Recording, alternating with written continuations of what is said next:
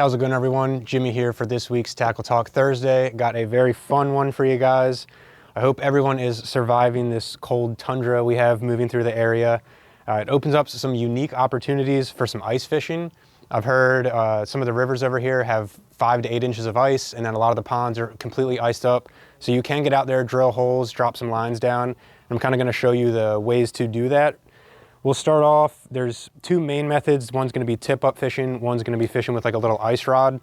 I'm gonna start with the tip-ups.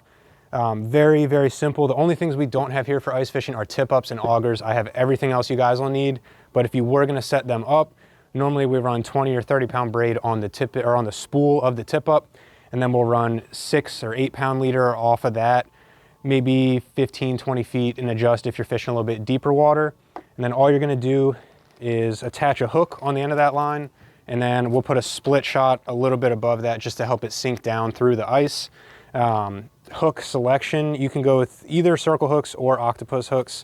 I would personally go with circle hooks. That way, especially if you're doing tip-ups, you can just kind of, if the flag goes up, you can just leave it there. You don't have to walk over and set that hook.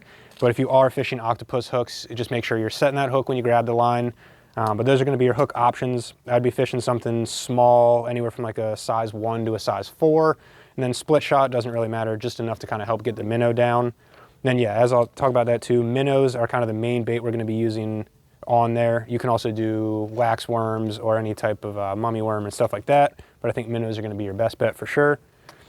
And then if you wanted to try it with something like a little ice rod, a couple good options. We have a couple of these too. We got the Bush Light and a couple other versions, but my favorite Firefly jigs, I use these for a lot of things and they'll work great through the ice too.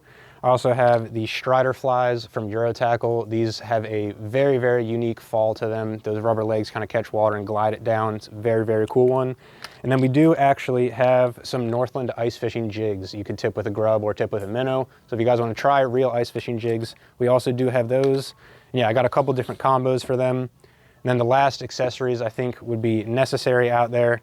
Definitely going to be some gloves. We got some waterproof and windproof gloves, and then I'm a big fan of wool. These are the ones I like, the Fish Monkey. Very hard to beat, and even if you get them wet, they dry out and they don't get too nasty on your hands. Last but not least, a jet sled. Slides very nicely on the ice. You can load up all your tackle, all your tip-ups, auger, throw it in there, and then just pull it behind you as you go hold a hole and check everything. It makes it very convenient. But yeah, ice fishing is possible. There's definitely some opportunities out there. If you guys have any more questions about the process or anything, please feel free to comment or come on in and ask us.